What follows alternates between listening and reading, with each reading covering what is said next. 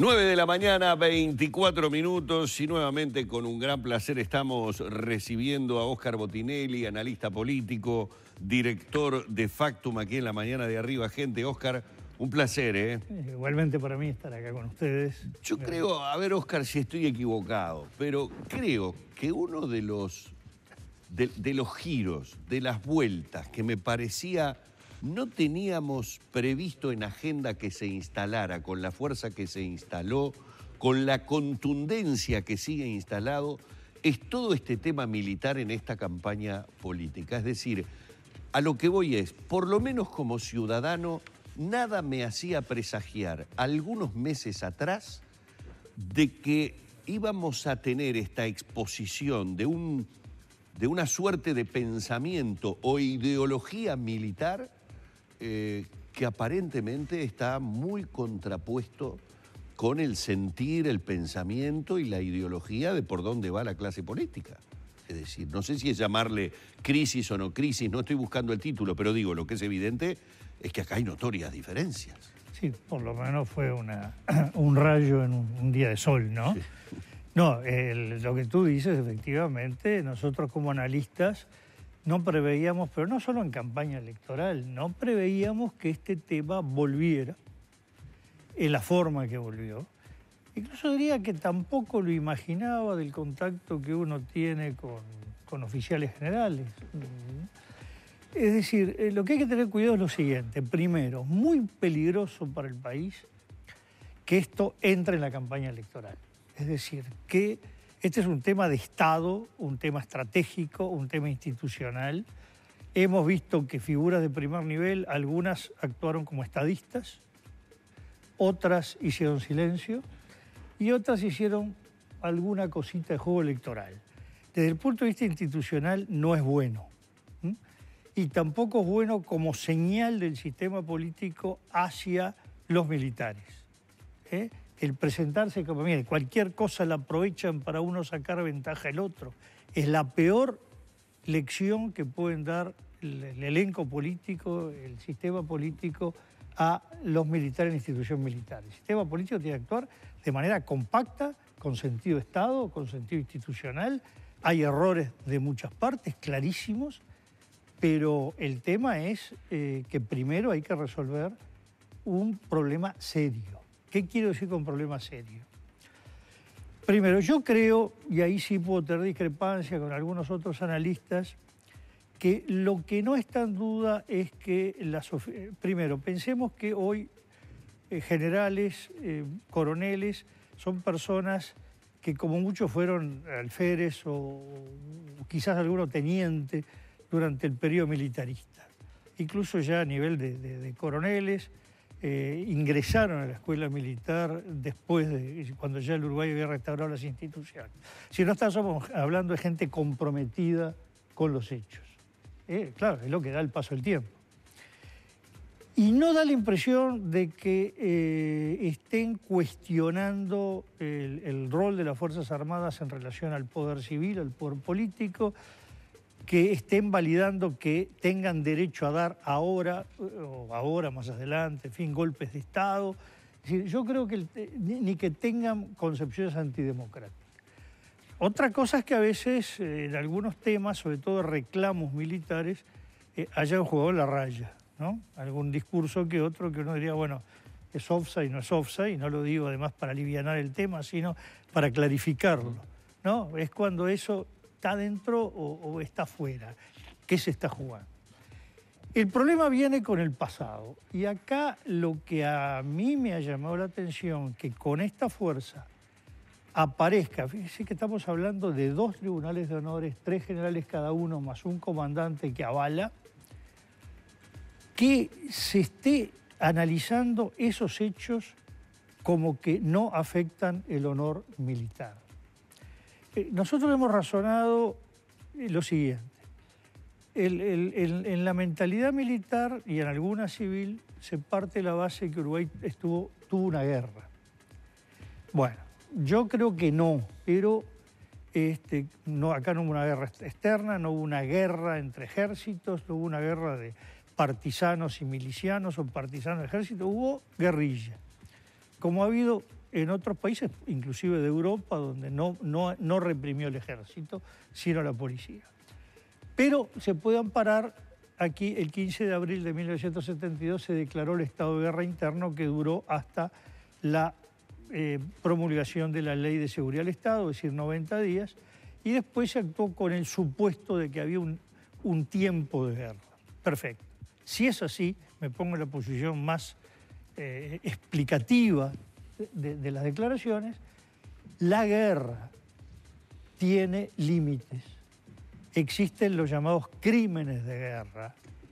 Se empieza la Convención de Ginebra del siglo XIX, las 3 posteriores hasta la del 49. No hablo del derecho penal internacional porque fue posterior a estos hechos. No, estamos hablando de lo que regía en la época. No entro en lo jurídico solamente, digo, como principios. Claro. Y dentro de estos principios vemos que el maltrato a presos civiles o prisioneros, si se considera que es una guerra, hay prisioneros de guerra, ni hablar la tortura, la muerte y la desaparición son crímenes de guerra. Esto quedó clarísimo al finalizar la Segunda Guerra Mundial, con los juicios en Alemania, en Japón, en los países ocupados por Alemania, en los países ocupados por Japón, lo que hizo la Gestapo, la CSS, la Wehrmacht, lo que hizo el ejército japonés. Es decir, el concepto de crimen de guerra está fuera de duda que existe, y las cosas que ocurrieron acá, dejemos de lado sutileza jurídica, desde el punto de vista principio son crímenes de guerra. Qué bueno, cuando se hace una transición, esas cosas puedan tratarse más o menos. Bueno, eso es un largo tema, discutir cómo son las transiciones, qué límites tienen y qué libertades tienen. Hay modelos de transición, cada una tiene sus cosas. Tampoco es lo mismo en las transiciones que las violaciones graves de los derechos humanos la cometan fuerzas policiales como en Sudáfrica o en Portugal, o que la cometan las fuerzas militares. Son distintas las formas o la delicadeza del tema. Bien, pero lo que se considere, estamos hablando de 45 años después de cometidos los hechos, que no afecta el honor militar, la tortura, la muerte deliberada, el desaparecer el cuerpo, y en cambio sí afecte el no ser solidario con un compañero de armas, da la impresión, bueno, por supuesto, uno diría, para los que valores dominan el Uruguay, hay una inversión de valores. Pero el punto de vista político, que es lo que a mí me corresponde analizar, yo uso un término, un formidable despiste con la sociedad. No están entendiendo lo que piensa la abrumadora mayoría del Uruguay. Con una consecuencia muy grave. La institución militar naturalmente salió mal del régimen militar, y mucho más cuando se generaliza el conocimiento de los hechos ocurridos. Sin embargo, ya hace mucho tiempo, pero mucho más, yo diría 2 décadas lo menos, que cuando uno mide, en el caso de Factum, medimos anualmente o bienalmente según un conjunto de instituciones llamamos cuando son no personalizadas, cuando lo que importa es la imagen colectiva. Colectiva, exacto. Y vemos que las Fuerzas Armadas, por ejemplo, la última medición es de fines del año pasado, antes de estos hechos, por supuesto, pero este dato es lo mismo del 17, el 16, del 2000, era de las instituciones que tenía buen prestigio, igual que el Poder Judicial, números más, números menos, hablemos de un escalón de opinión pública, que el Poder Judicial, que el Parlamento, que la policía, muy por encima de la imagen que tiene la población de los partidos políticos y de los sindicatos. Nos da la impresión que estos hechos probablemente, no lo aseguro hasta no tener... Claro, pero pueden cambiar esa... Le da un golpe, parecería que le tiene que dar un golpe, y que no valoraron lo que podía pensar la población de todo esto. ¿Le importa a esa institución lo que puede pensar la población? Bueno, yo creo que sí. Por los diálogos que uno tiene, da la impresión que sí. Además, es una institución que se fue abriendo. Por ejemplo, el CALEN, el Centro de Altos Estudios Nacionales, todos los cursos, mesas redondas, conferencias que realiza, donde hemos participado, yo he participado en muchas de esas actividades civiles, no es solo un órgano militar, pero incluso conferencias en instituciones militares que se llama académicos, profesores. Hay una preocupación. Lo que ocurre es que cuando se llega a este tema da la impresión de que hay un bloqueo mental colectivo que lleva a un internismo y se pierde de vista que se está inmerso en una sociedad que ve las cosas de una manera completamente distinta a lo que revela los fallos de los tribunales. Yo obviamente no los pude leer todos. Claro, pero me llegaron ayer a media tarde o a primera hora de la tarde, eran 700 páginas. Lo que hice fue una ojeada general, ¿no? ¿Qué han dicho los generales, Oscar, de todo esto? No, yo no he hablado con ninguno. No has tenido contacto. Y a propósito, vos ves que cuando se llega a ese punto que estabas diciendo, es cuando opera la actuación corporativa, digamos, de la fuerza, o por lo menos de los oficiales con mayor rango. Atendamos, el sentimiento corporativo es bastante instintivo de la gente. Lo podemos observar, vemos partidos políticos al cuales se le cuestiona algo y reaccionan corporativistamente. Que nos digan nada, que esto, aquello, después al tiempo salen dando vuelta y reconociendo todo lo que ocurrió. Y le cabe esto a todos, que no se piense en uno solo. Pasa en un grupo de trabajo, pasa a nivel académico, es decir, la reacción corporativa es instintiva. Lo que pasa es que hay que tener vacuna contra esas reacciones. Hay que darse cuenta, bueno, sí, yo quiero proteger a mis compañeros, pero si hicieron barbaridades, cuidado, tengo que darme cuenta. Y además hay otra cosa. Yo hace pocos días escribí un hecho quizás poco conocido. La salida del régimen militar, o militarista, como me gusta llamarla a mí, fue complicada, ¿no? Y había muchas tesis diferentes sobre qué hacer con estas responsabilidades del pasado. Seregni, que fue el general Seregni, fundador, presidente del Frente Amplio, que fue un gran defensor de la institución militar, pese a haber estado preso, torturado y degradado, quería cuidar la institución militar y trató de convencer a muchos. Recuerdo diálogos con el teniente general Hugo Medina, comandante jefe del ejército, unos porque él me los relató, otros yo estuve presente, que trataba de convencerlo de que del periodo militar se tenía que salir con las Fuerzas Armadas autodepurándose. Él sostenía que una vez tomadas las autoridades civiles, políticas, democráticas, constituido el nuevo Supremo Tribunal Militar, el Supremo Tribunal Militar tenía que tomar la iniciativa de juzgar por lo menos los hechos más graves, las personas que habían tenido conductas más duras y más sistemáticas, como forma de preservar y defender el honor militar y la institución militar. Eso no sucedió. Eso no pasó. Bueno, hasta el 2005... Se hizo la vista gorda por parte del sistema político y también le cabe el sallo a todos los sectores, ¿no? Yo diría que, a ver, yo no juzgo si hubo o no vista gorda porque a mí me tocó estudiar en algunos periodos todo lo que se llama la transición en Uruguay, en el resto del Cono Sur, en la Europa del Este, en el sur de Europa, en la Europa mediterránea, España, Portugal, Grecia, en Sudáfrica. Y sabemos que siempre es difícil. Todo esto es muy complicado y es muy difícil hacer juicios que uno diría cómodos. Pero ocurre que una cosa es el momento, otra cosa 45 años después. Pero lo que parece que aquí algo falló, no importa mucho saber de quién fue la responsabilidad, colectivamente aparece el sistema político con algún déficit, es que no hubo una enseñanza, un mensaje a las Fuerzas Armadas. Estamos hablando, repito, todas generaciones formadas, por lo menos de teniente coronel para abajo, todos formados bajo periodo constitucional y democrático. Ahora, Oscar, en que se les haya hecho hincapié en los límites que tiene aún una guerra. No estamos hablando de una represión política, una guerra. Ahora, yo voy a introducir un tema que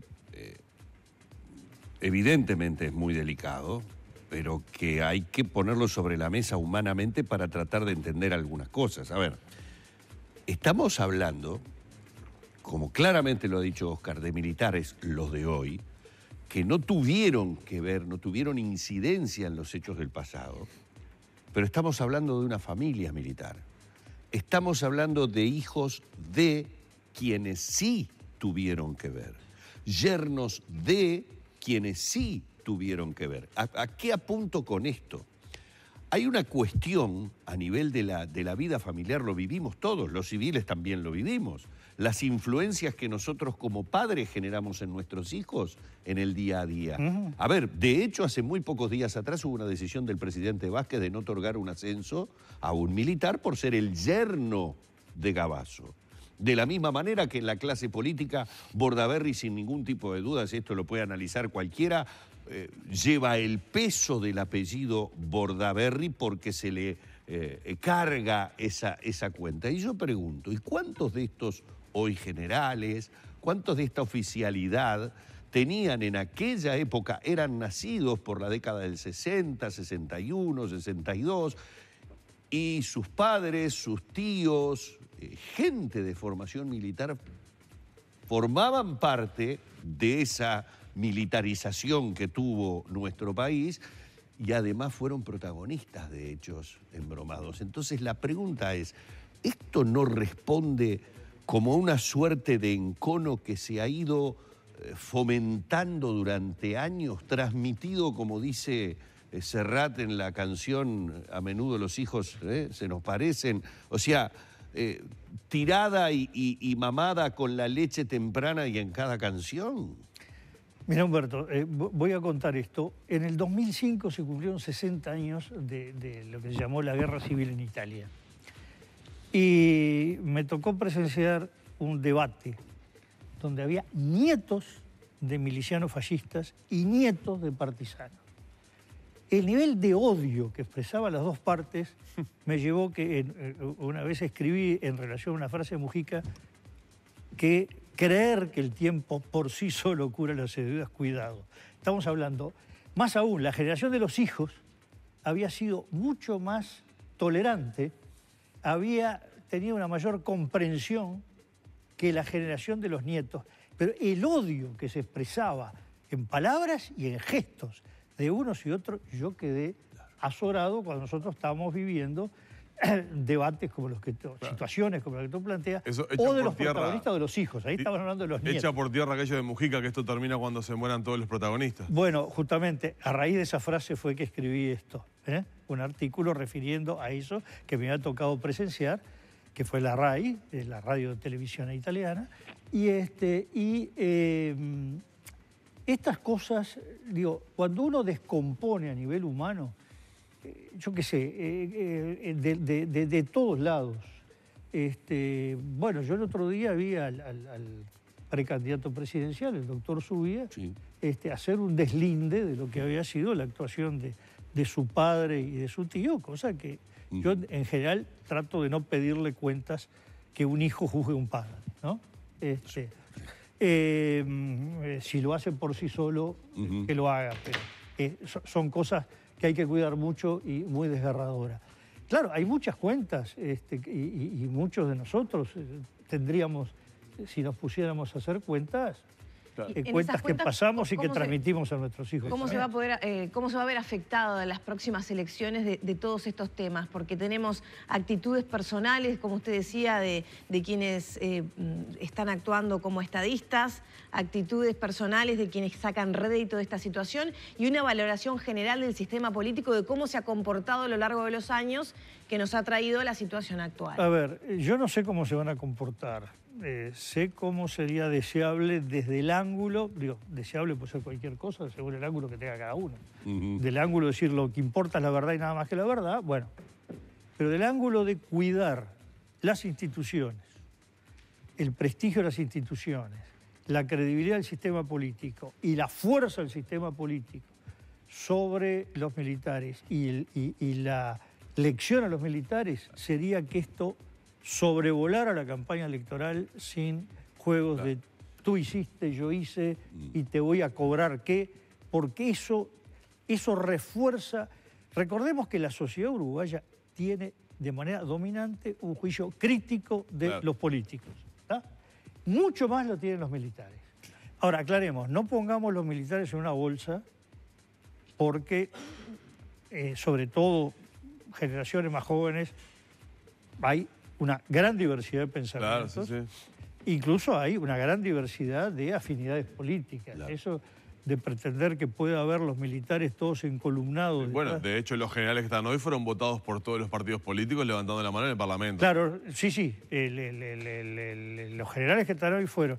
Todos los generales que están hoy y coroneles ascendieron bajo el gobierno del Frente Amplio. Claro, por eso. Primera. Por eso, Y segundo, eso no hay que olvidar. no recuerdo que haya un caso que no hayan sido votada la veña por unanimidad. Digo, no recuerdo, capaz que hubo. No hice el... Sí. No, pero siempre al votar es unánime siempre la Pero veña. normalmente es unánime. ¿Recordás veñas de destitución? Que este es un tema que introdujo Javier García ahora en las últimas Bueno, horas. Porque dicen que nunca se ha solicitado una destitución. No hablo de lo que no entiendo. No acordás, No entiendo. Ajá.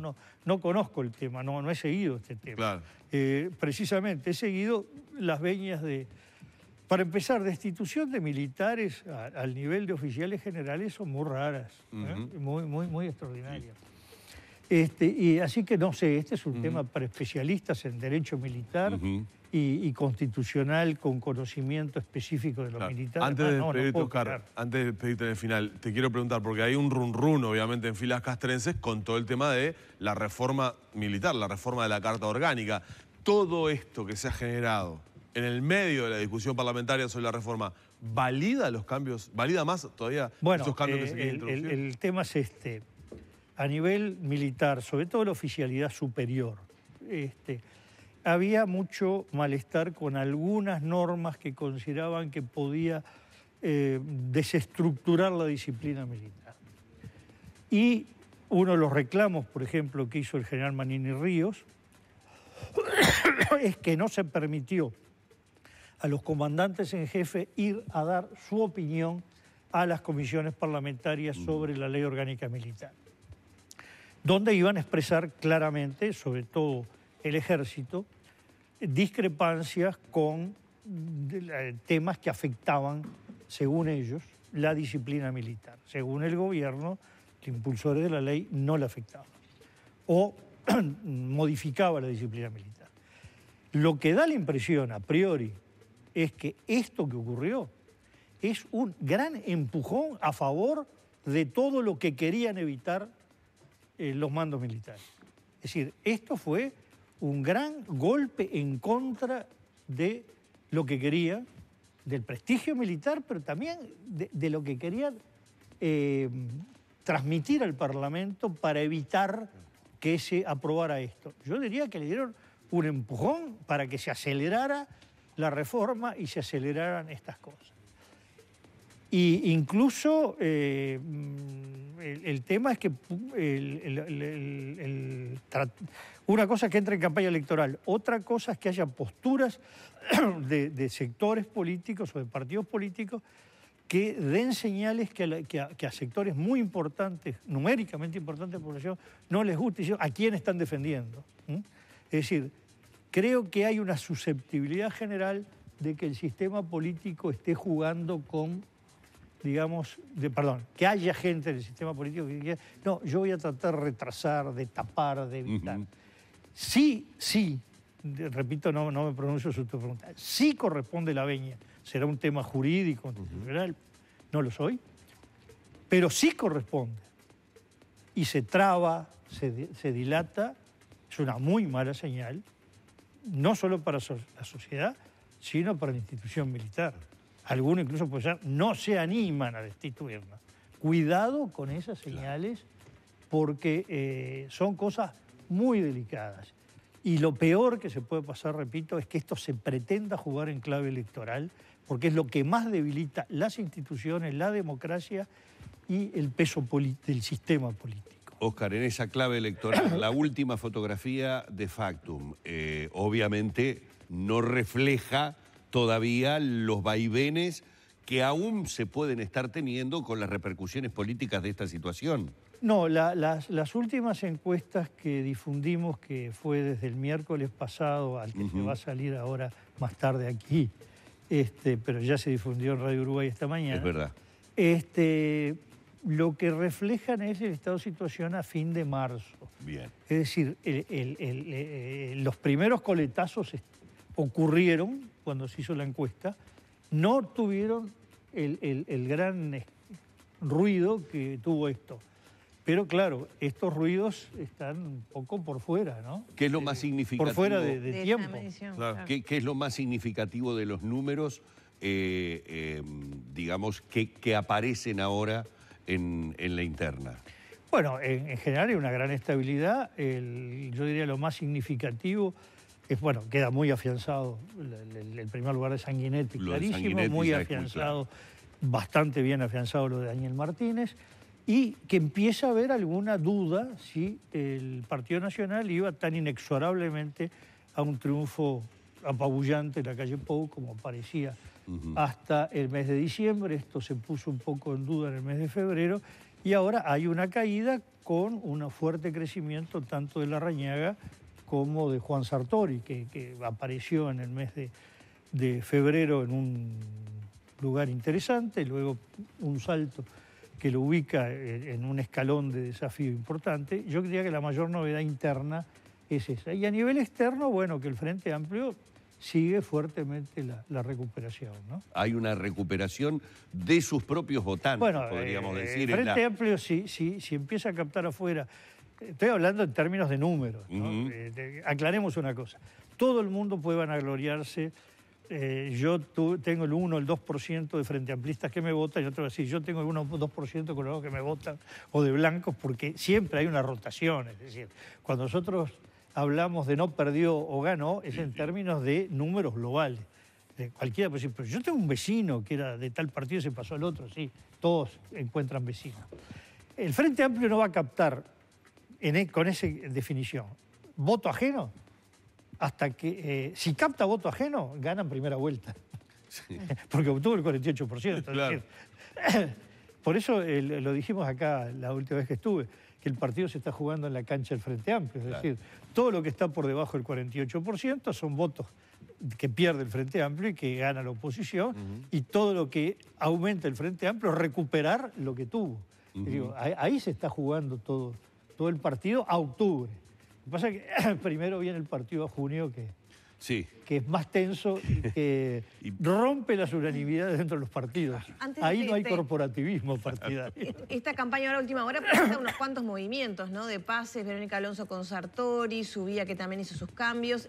¿Cómo resta la separación de navegantes que casi no había comenzado a navegar y ya se separaron? Yo prefiero no hacer especulaciones. Va a haber que esperar al mes que viene, ¿no? A ver qué efectos tuvieron. Siempre algún efecto puede tener, positivo o negativo, todo depende. Pero no es un poco prematuro para decir, no, esto quiere decir que, porque ya muchas veces... No, además ahora tenemos una aparición de interna dentro del Partido de la Gente, que también de repente no se preveía. Mira, el martes que viene, 16 de abril, se cumplen 30 años de Factum. Bueno, en 30 años ahí pasó bastante agua bajo las puentes para aprender la prudencia que hay que tener en muchas cosas. Cautela. Bueno, hemos estado una vez más en la mañana de Arriba Gente con Óscar Botinelli, director de Factum. Bueno, a propósito de toda la realidad nacional, hoy puesto más el ojo en esta situación que se ha dado a nivel de las Fuerzas Armadas, no sé si llamarle enfrentamiento, pero por lo menos en esta situación que se ha generado con gran parte de la clase política. Hemos tratado también de desmenuzar desde el pasado hasta hoy los porqués.